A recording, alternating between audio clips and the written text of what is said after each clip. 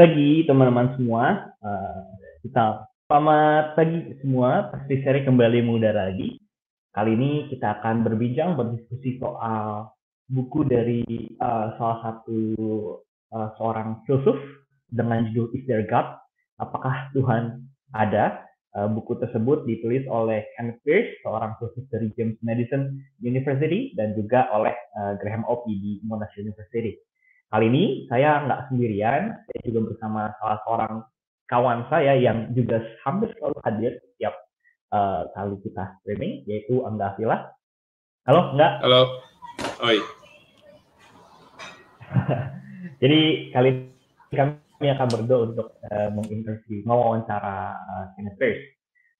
Tanpa berlama lagi, mari kita mengundang Kenneth Pearce untuk bisa hadir di forum ini. Hi, Kenneth. Thank you so much for coming. Hello.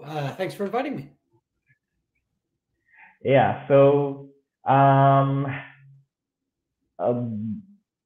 Kenneth, he's a philosopher of religion and historian of early modern philosophy, and particularly, as far as I know, he put his interest in Berkeley, Arnold, and Leibniz. And just like what I said earlier, right now, he is a philosophy professor at James Madison University, Virginia. And his book, Is There God? Is written with Oppy, Graham Oppy from Monash University. Kenneth, you want to add something more about your short bio? I'll just say I've just moved here to James Madison University after 6 years at Trinity College Dublin in Ireland, which was a great experience. I have fond memories there. I'm interested in the history of early modern philosophy and philosophy of religion, especially divine omnipotence and God's relation to the created world, those sorts of metaphysical issues in philosophy of religion. That's nice, and we're going to talk about that later.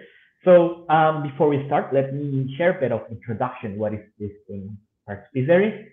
So it is a collective, and we're hoping to form a research group as well soon. And what are we doing with this collective? We're trying to disseminate philosophy, especially discourses on contemporary philosophy of religion, considering the stagnation of this discourse in Indonesia. So we always have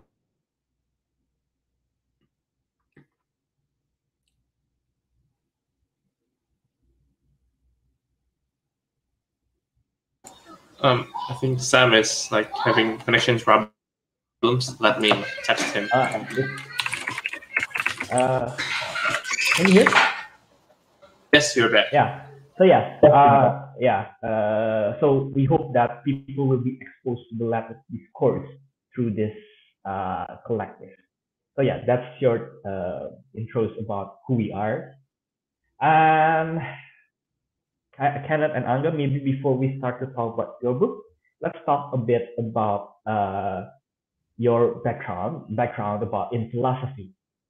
So, can I wonder for you, what is philosophy, and particularly, what is philosophy of religion? Sure.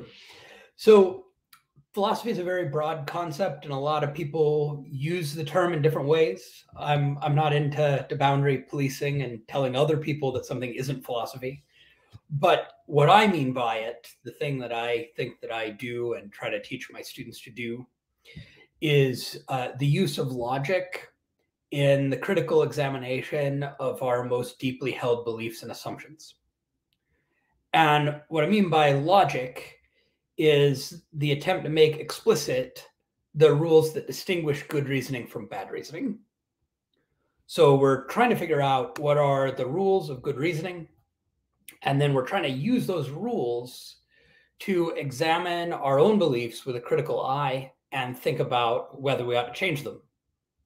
And so defining religion is maybe even harder than defining philosophy, but certainly by way of example, people, adhere to religions, Christianity or Islam or Buddhism or whatever, and it varies from one religion to another how important belief is. Belief is more important in Christianity than in most other religions. But nevertheless, people generally have beliefs that are part of their religious adherence or associated with their religious adherence, whatever religion they're in. Or people have anti-religious beliefs, right? That is, they think the religions are all wrong, or they think that there's no God. And those tend to be very deeply held beliefs for a lot of people. They tend to be very important to people's lives. And for that reason, it's a very important area to apply that philosophical activity to, and to say, kind of thinking about how we distinguish good reasoning from bad reasoning, and then try to apply that to how we think about these religious topics and to the religious beliefs that we hold. That would be how I understand philosophy of religion. Can you give some examples? Sure. So the kind of most obvious example, and the one that in kind of English language analytic philosophy has been discussed most extensively, is the question of the existence of God, right? And so many people believe that there's a God. Many other people believe that there's no God. And many people also have different beliefs about God, or mean different things even by the word God. And people arrive at those beliefs in a variety of ways, right? And so we can apply the kind of tools of logic to examining any arguments or reasoning that people use to arrive at those beliefs. But also, if people think they don't need an argument, which of course is a view that's been much discussed in recent philosophy of religion, the view that no argument is needed, that also is a belief for which reasons can be given. And so what we're doing is just kind of examining and picking apart the reasons that might lead people to hold beliefs on those topics, to try to figure out whether those reasons are good.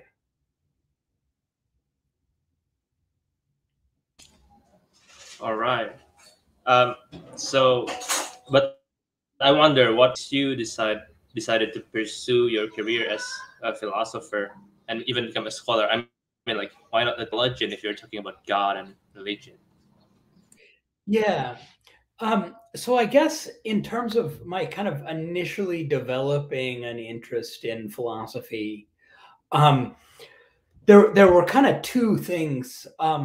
One was that I just had a lot of questions about religion that nobody could answer, about kind of what I was being taught and what the people around me believed.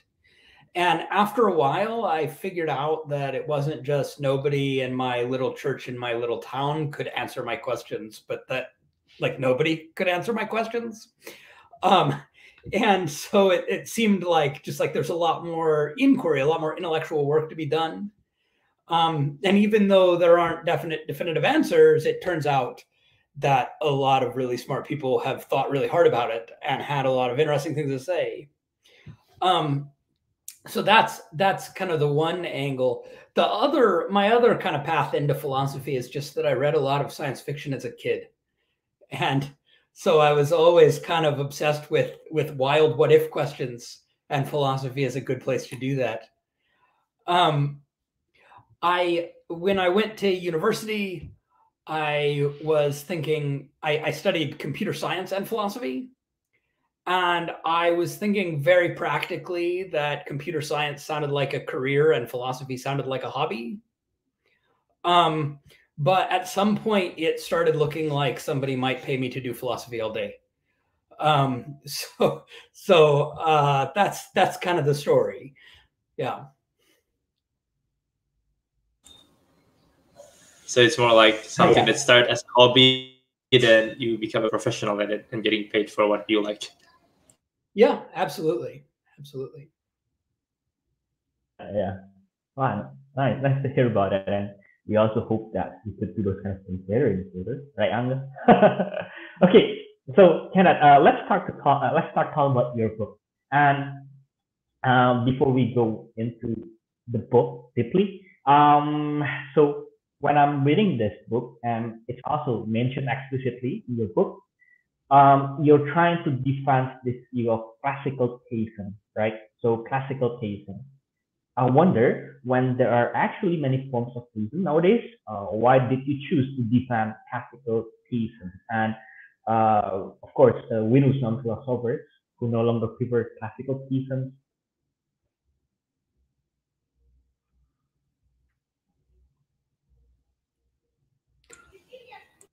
Yeah, so I guess. I think that kind of the main and many other philosophers. So we wonder what makes you. Yeah, so I think that's fine. the main angle on that is methodological, I guess. The kind of explanation of how I wound up there. So if you look at open theists or other kinds of personalist theists,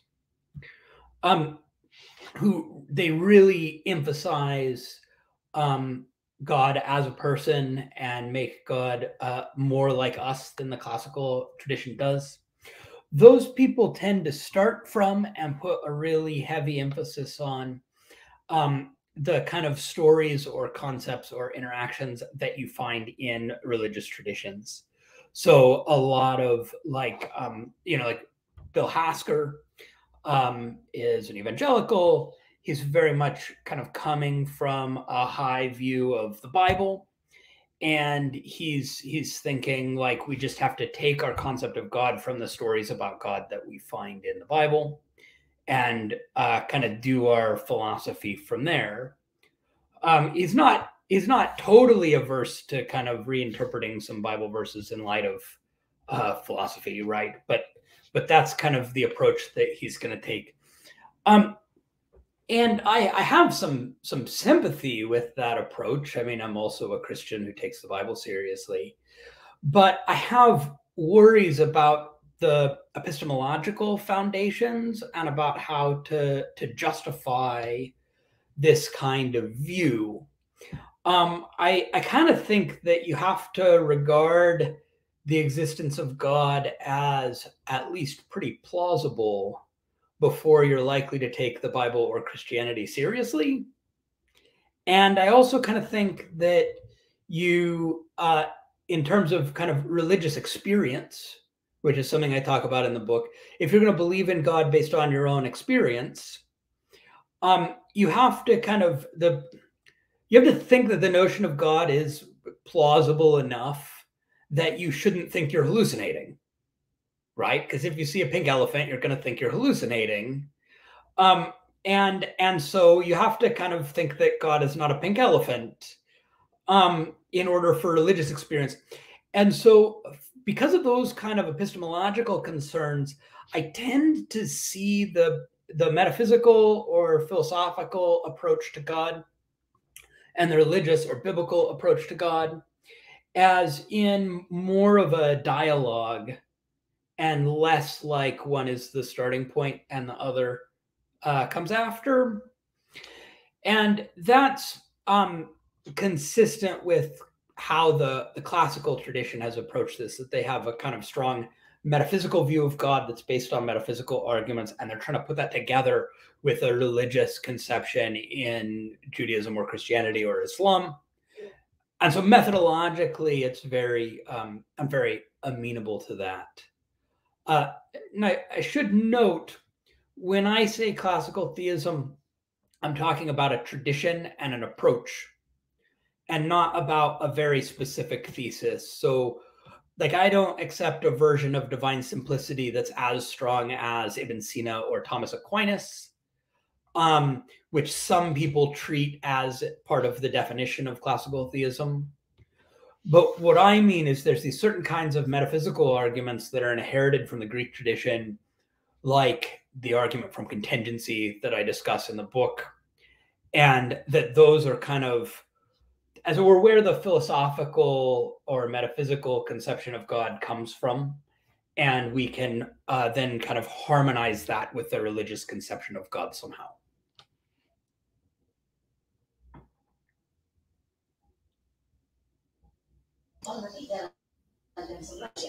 Interesting. Like, So even though you adhere to a classical theism model of God, that doesn't mean you have a strong conception of divine simplicity or divine impassibility. Is that what you're trying to say? Well, I endorse impassibility in a pretty strong form. The simplicity thing, this whole thing about God is identical with God's essence, and God's essence is identical with God's existence, and especially God's activity is, or like creative action is identical with God. Those, I just can't quite get my head around that. And I wonder if I don't have the right metaphysics of properties. So like when these, or essences, when these people start talking about like God's omnipotence and God's justice and God's mercy all being identical with God, and that being somehow different from how things are with created things, I wonder if I just don't have the right metaphysics of properties and philosophy of language and so forth to kind of get quite what they're at. So I think God has no proper parts, right? God isn't made of parts. And I think that divinity, the kind of divinity, the property of being God or the essence of God is a like highly unified property. When people start trying to identify essence, existence, activity, and substance, then I'm just not sure that I have the right framework for the thing they're trying to do. At the same time, the more I work on the problems, the more I see what's pushing them that direction. So maybe someday, if I read enough Ibn Sina, I will be converted to his view of divine simplicity. All right. Talking about methodology, if I recall correctly, you mentioned something about worldview comparison. Can you elaborate more about what you mean by that? Yeah, so this is one of the most interesting parts of the debate for me, is that I have this kind of methodological view about worldview comparison that I thought I learned from Graham Oppy. And so so if you read the beginning of the book, I kind of start out with, we agree about this and we agree about that and we agree about that. And Graham comes back and says, we're not quite on the same page here. So I got this whole idea by reading Graham, but apparently the idea that I got is not the one that he meant. But what I'm thinking is something like this. I'm concerned with the actual worldviews that real people actually hold. So the kind of set of beliefs and assumptions that you hold looking at the world, and how those beliefs and assumptions all fit together. And then I'm thinking that when we're doing philosophy, when we're critically examining our beliefs, we're trying to think about whether we should change our worldview. Now, I think I have enough sympathy with late Wittgenstein to think that we couldn't understand or think our way into a completely alien worldview, or as he would say, form of life. This is why Wittgenstein famously says, if a lion could speak, we couldn't understand it. Right. I have enough sympathy with late Wittgenstein to think that. And so I think, in fact, we're always considering kind of modifications or revisions to our worldviews when we're thinking about these things. But we can consider ways of looking at the world that are very different from how we look at them now. And we should, and I think it's one of the good things that studying philosophy and studying history of philosophy does, is practicing seeing what the world looks like from this dramatically different perspective. And it's a way of kind of trying out alternative worldviews or forms of life that you might hold. Ways you might revise by kind of getting within the head of someone like Spinoza, say, or whoever, and trying to think about how the world looks from that perspective. And so I think we do a lot of that in philosophy, and we use arguments to expose tensions or contradictions in worldviews, and to consider ways they might be revised. And so that, I think, is where the logic and argument part comes in, is in kind of trying to see whether there are reasons to be dissatisfied with a given worldview and what the pathways are for improving it. Okay, nice. So, so what you're trying to show through that approach of worldview comparison, you want to show that actually classical theism is more probable than what Oppy enters, which is naturalism, right? Can you share with us how do you defend or show that classical theism is more probable? I think you mentioned three arguments, that the usual arguments: ontological, cosmological, and theological. Now I wonder what kind of novel things that you share in your writing about cosmological argument. Sure. Yeah. So I mainly discuss, I mentioned the traditional classification of three kinds of arguments: ontological, cosmological, and teleological.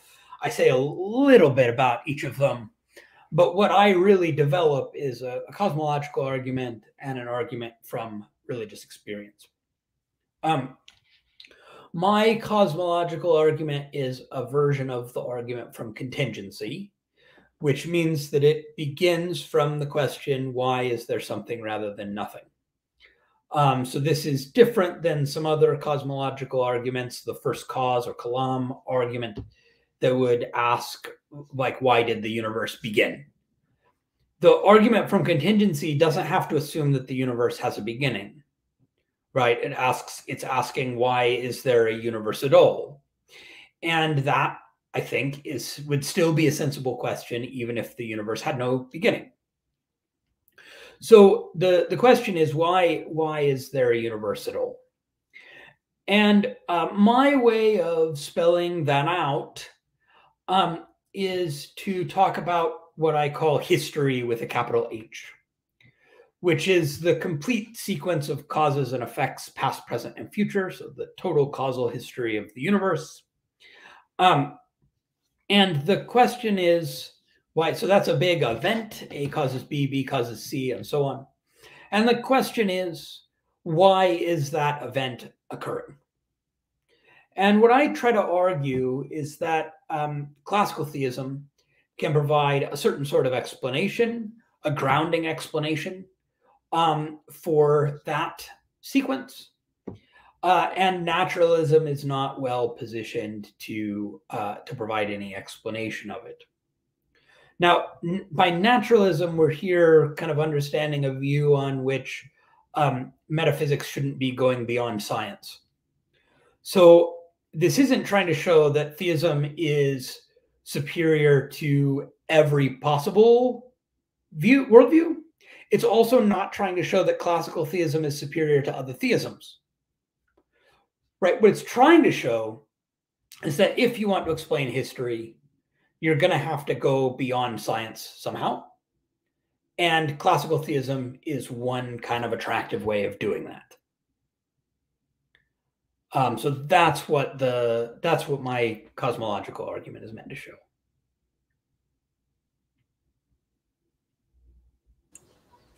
Mm.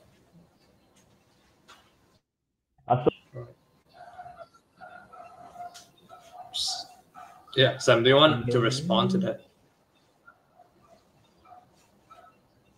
Yeah. So yeah, about that grounding. Okay. Can you elaborate me more about what do you mean by grounding for the grounding? Yeah. So I use grounding in a very broad sense. Some people in recent analytic metaphysics use it much more narrowly. By grounding, I mean the relation or family of relations whereby more fundamental things give rise to less fundamental things. And so we're thinking about interlevel metaphysics is a way that is a term that's sometimes used. We're thinking about things like the way a statue depends on the clay of which it's composed, the way my desk depends on quarks and electrons. the way genes depend on DNA molecules, the way the properties of gases and the gas laws depend on the kinetic, the motion of molecules. So those kinds of things are grounding relations. There's a lot of reason to suppose that, let's say that some real metaphysics is needed there. That is, it's not, there was an older view, some of the kind of logical positivists in the early 20th century, and in some quarters this is held on a bit. They thought that, it's just like translation, it's just language. When we talk about temperature or pressure of a gas, that's just a shorthand for saying some really long, complicated thing about the motion of molecules. And I mentioned the gas case, the thermodynamics and statistical mechanics, because that's kind of the most promising one for that view. All the other cases in science are even harder than that one. And if you look at the specialized literature on the philosophy of thermodynamics, you'll find that even in that case, which is the best case where the kind of relationship is best understood and seems to be simplest, even in that case, there's something more complicated going on than this like translation view of reduction. And so we're talking about some kind of metaphysical or ontological dependence, where this in the other direction, it's sometimes called emergence, weak emergence, perhaps, if you like, but there's something new that happens at the higher level where we want to say, for instance, that the statue is not just identical with the clay. It's not the very same thing as the clay that it's made of. And yet somehow it's nothing over and above the clay. And that's what I mean by grounding relations. So this is a really hot topic in recent analytic metaphysics. There's tons and tons of literature on it over the last 15 years or so. Yeah. Can I clarify a little bit? Is it something like all-theolic ground of being? Is that what you're trying to argue for? Yeah. So the way I think of God's relation to creation is as a grounding relation. And I actually think this is the right way to translate the medieval philosophical theologians into 21st century analytic philosophy jargon. I think this is what they were after. I'm not the only person who thinks this. So I think they were after some kind of grounding relation. I think Spinoza's after some kind of grounding relation as well. So the idea is I ground history in God's willing. So I say there's this kind of activity of willing that God is performing, and history is nothing over and above God's willing. I argue actually that this is needed to make sense of divine omnipotence as well. In another paper, this isn't really in the book, but in another paper, I argue this is needed to make sense of divine omnipotence, that actually the reason why it's impossible for God's will to be frustrated is that the fulfillment of God's will is nothing over and above the willing itself. So if I try to throw a rock at a target, right? My willing for the rock to hit the target is one thing, and it actually hitting the target is something else entirely.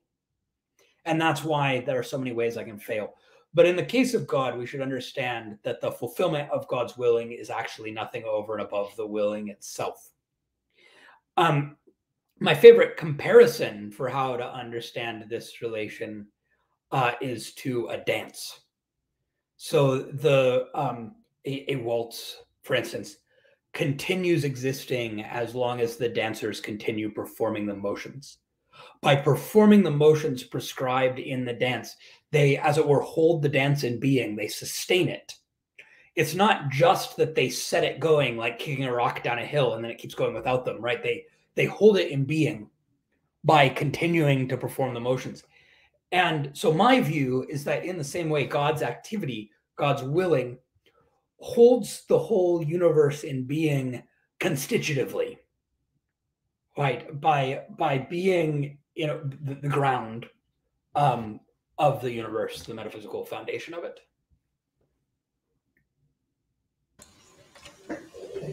That's kind of interesting. It is very, I would say, I think this is like what I have in mind is something like in Christianity, the Trinitarian perichoretic movement that will ground the whole creation. I mean, theologically, I think we can go that route or something. Yeah, if you wanted to bring Trinitarian theology into this picture, it would get a lot more complicated. On another, Trinitarianism always does that, right? It complicates everything. On another interview I had, there was an audience member who asked, "Is this like Gregory Palamas?" Which was a brilliant question. And I don't know enough about Gregory Palamas to know for sure, but it does sound similar, because I think of God's activity or God's willing, right, as something that somehow there's some kind of distinction between that and the divine essence, right? And God's willing, that activity is in everything and is the foundation of how everything exists and acts and causes. And it does sound a lot like this Palamist talk about the divine energies that permeate everything. And so there might be some kind of resonances here with Eastern Christian theology. And that's certainly something I need to study further. Okay. I think I will go to the next question, because this relates to this. Because you also write that most people who believe in God do not do so because of a metaphysical argument, like the one we considered in the last section. Rather, most theists believe in God as a part of a religious commitment. So how would you comment about it? How could someone believe in God justified not because the evidences and arguments? And if I want to push it further, if that's so, what's the purpose of trying to convince them that classical theism is the most, I would say, give a better explanation than our religious? Right. So that's of course a descriptive claim, right? It's a descriptive claim that most people who believe in God certainly don't know about my argument, right? And so the question is kind of, how are we going to evaluate their beliefs? I see religion, or at least monotheistic religion, as being founded in a community's purported experience of God, right? So, and I think it's important that it's a community, because not every member of the community is going to have the kind of extraordinary experience that, say, religious founders have, that prompt them to go in a different direction than what they inherited. Most people have very mundane, kind of everyday experiences, and they've inherited from their community a kind of framework within which to interpret those experiences that makes them meaningful.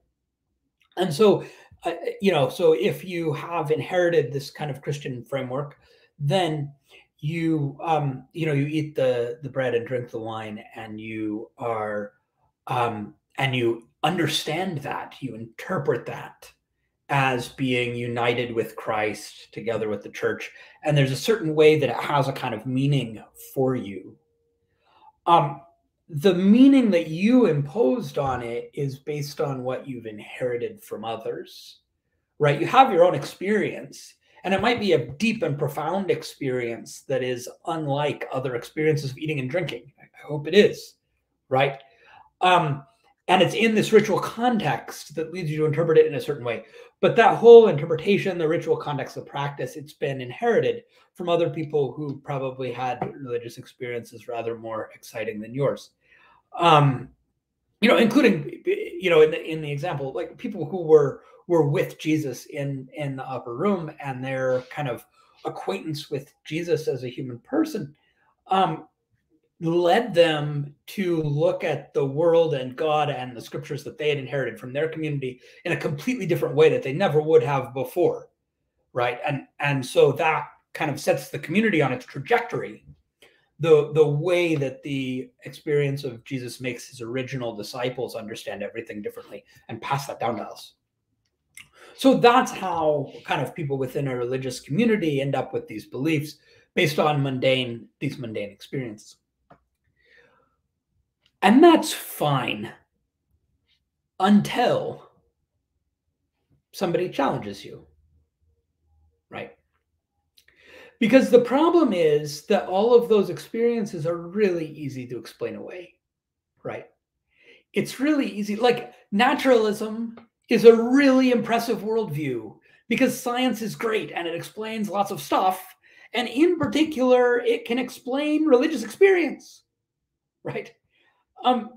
There might be some religious experience, like if you're one of the people who has the extraordinary experiences, you know, some of them are so very extraordinary that the only naturalistic scientific explanation is that you're experiencing some kind of mental illness or something, right? And you'll rightly be very resistant to that explanation.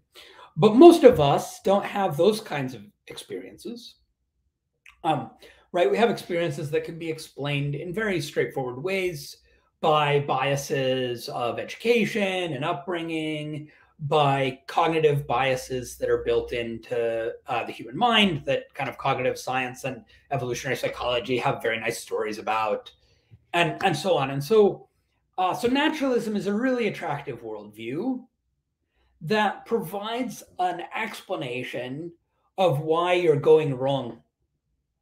And so now you've got this kind of confrontation, right, between taking the experiences straight the way you always have and kind of abandoning that straightforward interpretation and saying, this isn't actually putting me in contact with a higher or deeper reality, right? It's just my brain doing this, that, and the other because of all this naturalistic stuff.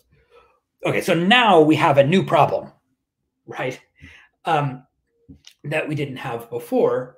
And this is where the worldview comparison angle comes in.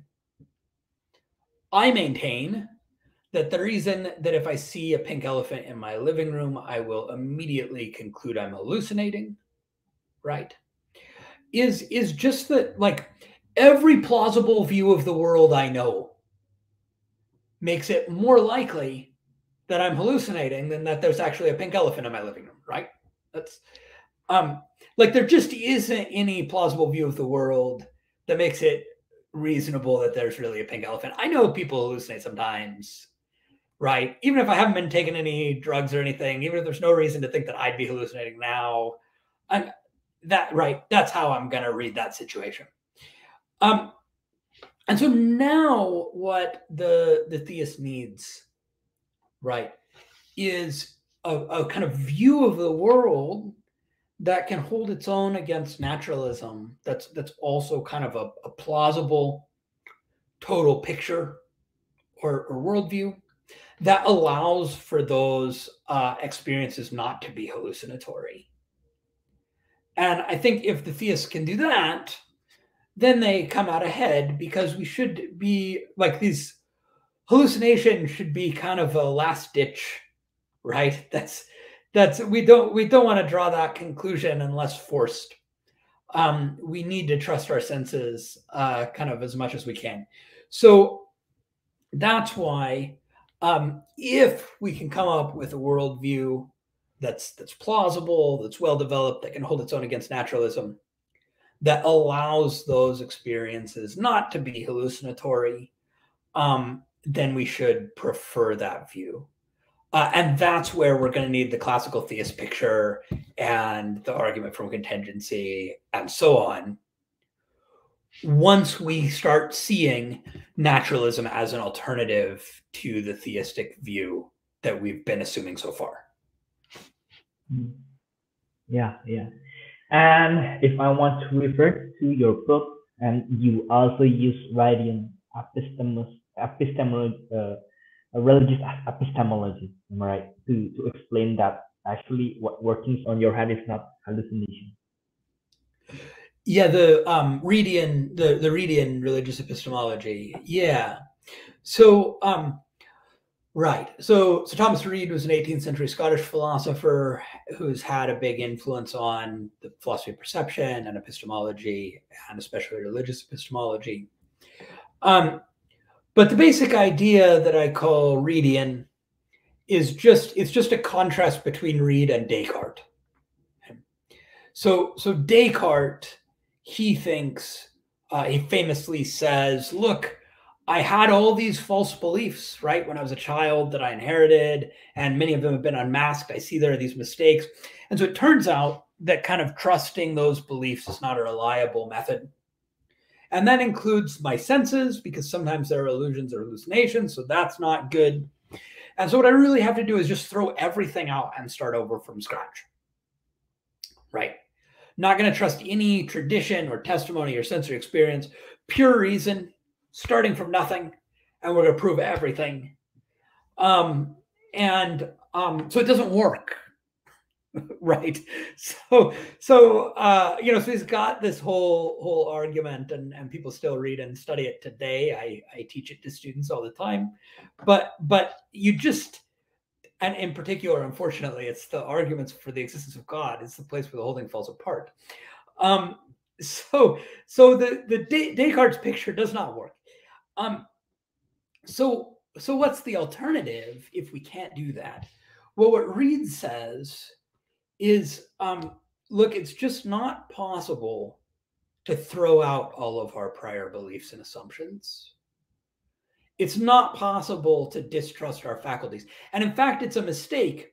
So what's Descartes doing? This is one of Reid's most famous arguments. It's sometimes called the same shop argument. He says, Descartes, he's throwing out the senses to trust reason. But the senses and reason, Reid says, human senses, human reason, Reid says, came both out of the same shop. In other words, however our human mind, our human apparatus for knowing about the world, however it came about, reason and the senses came about the very same way. And so if one of them's no good, probably the other isn't either. And so there's no justification for throwing one out and trusting the other. And so what do we do from there? Well, what we do from there is we adopt a default attitude of trust because we have no choice. So we start out by trusting our faculties, trusting our teachers, trusting our parents, right? And we take that as the default, but we don't just stop there because we know they're not always right? So we trust them by default, but then we look for reasons to distrust. And so contrary to Descartes, we don't need reasons to trust, we need reasons to distrust, right? That's the idea. And this maps on with how science actually works. Of course, you'll see these articles in like Psychology Today or whatever about all these things about human biases and human reasoning doesn't work that well and sensory illusions and yada, yada, yada. But the thing is, the psychologists use their senses and their reason to come to those conclusions. And so what's going on is that we start out with an attitude of trust in our senses and reason and memory and our other faculties. And then we try to figure out what the limits of that trust should be, right? Where should they go wrong? And so basically what I am doing in the argument from religious experience is applying the very same approach to religious experience, right? To the experiences that people have that seem to them to be experiences of God. Yeah, thank you. Yeah. So after you kind of like defend this classical theism and then you respond a bit to Oppy, right? So what do you think about Oppy's naturalism? I guess you mentioned something about brute necessity there in the book. Can you explain your opinions on Oppy's naturalism? Yeah, so I have a lot of opinions on that, but maybe I'll just say, since you mentioned about bruteness, maybe we can just talk about that. So it connects with a lot of things. So a brute fact As I use the term, I draw a distinction between brute facts and autonomous facts. I got this from Shamik Dasgupta. So autonomous facts are facts that don't stand in any need of explanation, that if you're asking why, you're making some kind of mistake in asking the question. Brute facts are facts where that why question makes perfectly good sense. It's not a mistake to ask it, and yet it doesn't have an answer. And so most naturalists think, oh, we're going to arrive at some brute contingent facts at bottom.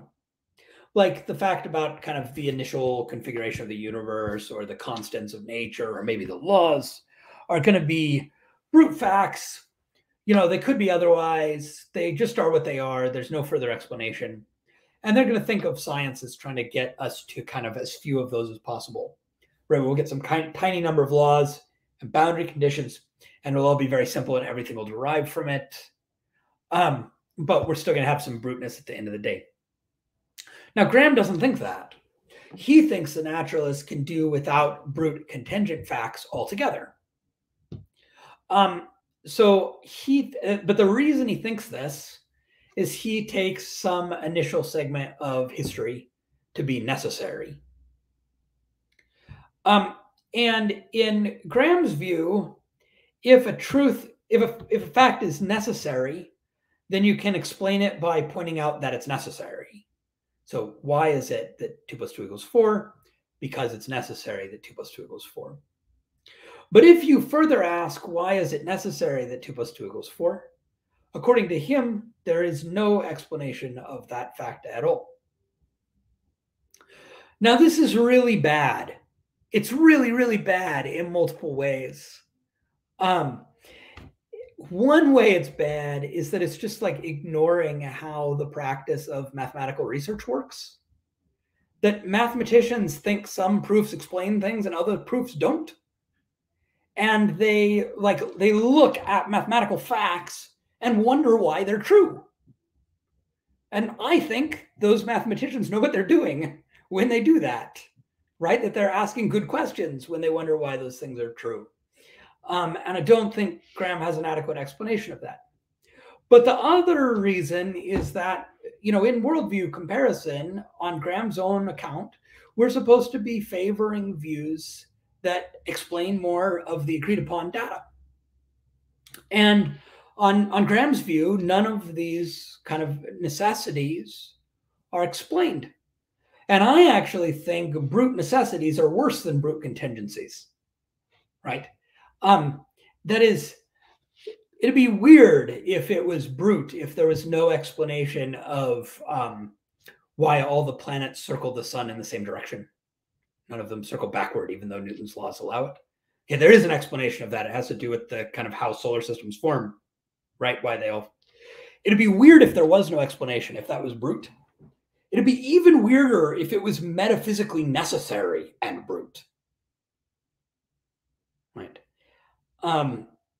Yeah. So it just this just doesn't seem like a plausible view to me. And I think that you can kind of get a lot more explanatory mileage out of kind of a classical theistic view and the attempt to ground things in God.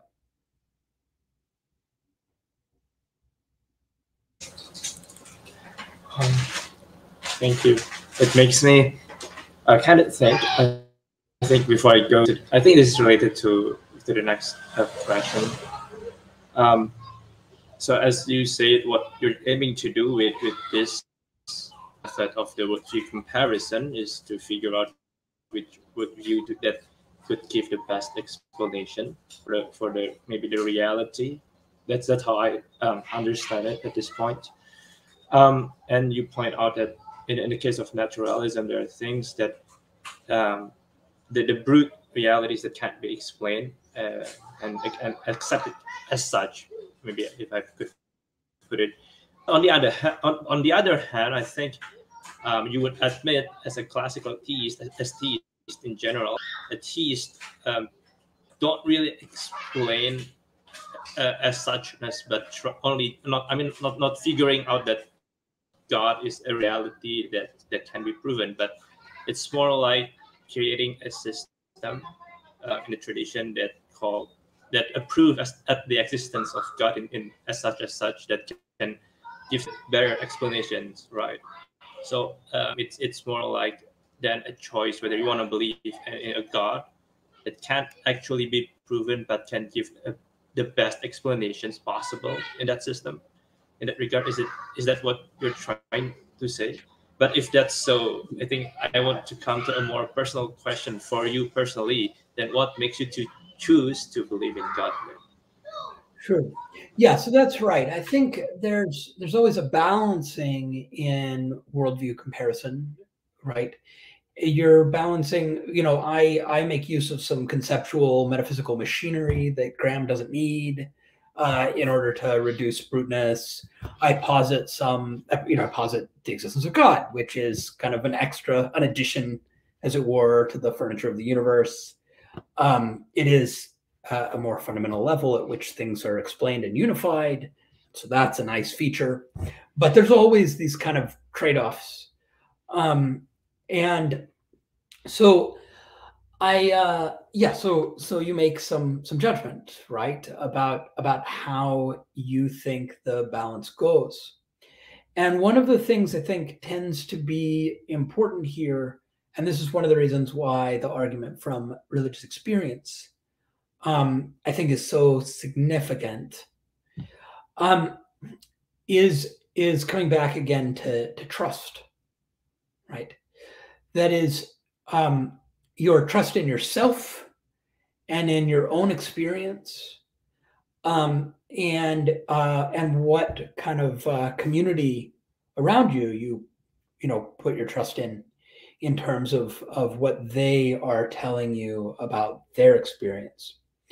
I think can be something that makes a really big difference. I think if I didn't have that argument from religious experience, and if I wasn't thinking about my own experience, which, though of a rather mundane nature, is embedded in a tradition that leads me to interpret it in a certain way.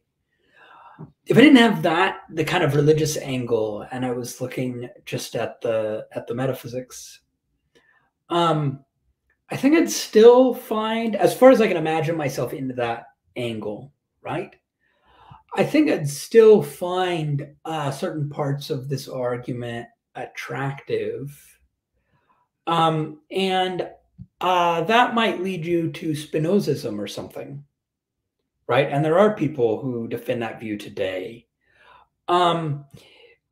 Or if you are worried about if you think you need to preserve some kind of contingency, because Spinoza thinks everything is necessary, right? Then you may be led back to something that's a bit closer to some traditional theism. Right? But if you weren't worried about kind of religious experience and religious attitudes and so forth, you could save yourself a lot of trouble with a morally indifferent God, right? And there's some question about, what you're trying to do there and how you're putting the pieces of the puzzle together.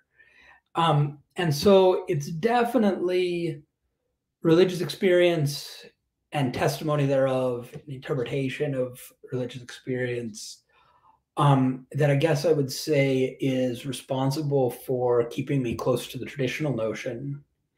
I kind of think that the metaphysical arguments alone might put me somewhere in the neighborhood anyway. But there are bits of the traditional notion that are very religiously important, that are a bit tricky from the perspective of the philosophical justification. Certainly, you wouldn't believe in the Trinity on the basis of metaphysical arguments alone, for instance. Yeah, I really love the tweet that you made last time. I'm not certain there's a God, and you shouldn't be either. I believe in God and think I have to praise Him for doing so, but we walk by faith and not by sight. And the sooner we admit that, the better. Make your peace with uncertainty and spooky, actually. So yeah, I really like that too. Thank you. Yeah. Angga, you want to add something more, or yeah? And I think it's fine. It's very interesting. Thanks so much for your time, Kenneth. Thank you. This has been fun. Yeah, thank you so much. And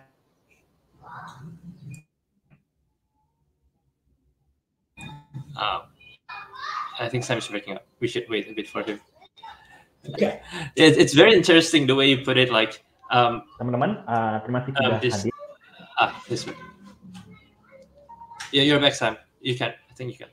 Oh yeah, there's a question. Yeah. Oh, I forgot. Oh, yeah. Sorry. There's actually one question. Yeah, one question. Okay. Yeah. Hi, Kenneth. Thanks for the talk. I have a question. What do you think of Dennett's breaking the spell away, explaining away religion? Yeah. I think that book has been. I think some theistic philosophers are a bit more negative on it than they should be. I enjoyed that book.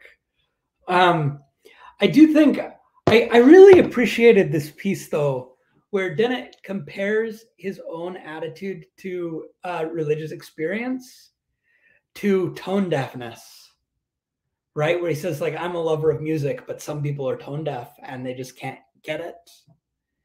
And he says like, there are these other people that like religion and spirituality really means something for them. And I can see that it's an empirical phenomenon, right? That it means that to them, but I just don't get it. So I found that I appreciated that moment. And I think he's interesting as a person who, from that perspective, is trying to inquire into the empirical phenomena of religion. And that book is one of the things I have in mind when I say kind of naturalism can offer these alternative explanations of religious experience. So I don't always think he quite succeeds in this kind of sympathetic portrayal and understanding of what's really going on in people who are engaged in religious practice and religious experience. But it seems to me like he's he's making a real effort, and he's engaged with the science about kind of, if you are an outsider and you don't think that this stuff is true, then how do you go about explaining the empirical and very human phenomenon of kind of what's going on with religious people? So I'd say I actually appreciate that book. Okay, yeah, thank you, Kenneth. So yeah, I'm gonna give some summary with Indonesian language. Jadi teman-teman, terima kasih yang sudah datang. Jadi kita udah ngobrolin soal kenapa kira-kira Tuhan itu lebih mungkin dibandingkan penjelasan-penjelasan lainnya seperti naturalisme. Lewat argumen kosmologi, pendekatan kontingensi, ya kan? Dan juga lewat argumen melalui pengalaman religius.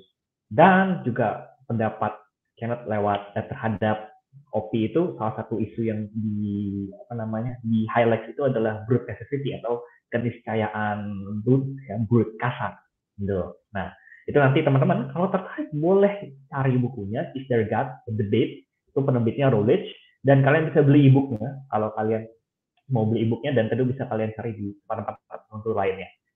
Dan kalau kalian ada pertanyaan, silakan email, silakan chat kami, dan hal-hal semacamnya bisa kalian lakukan. Dan kita akan tutup diskusi kali ini. We're gonna close our discussion for today. Thank you so much, Kenneth. We really appreciate what you're doing. I really love it. We really love your book. And yeah, hope that we could have another time again to have our little chit chat about philosophy of religion, about God. Right. Thank you very much. Yeah, thank you very much.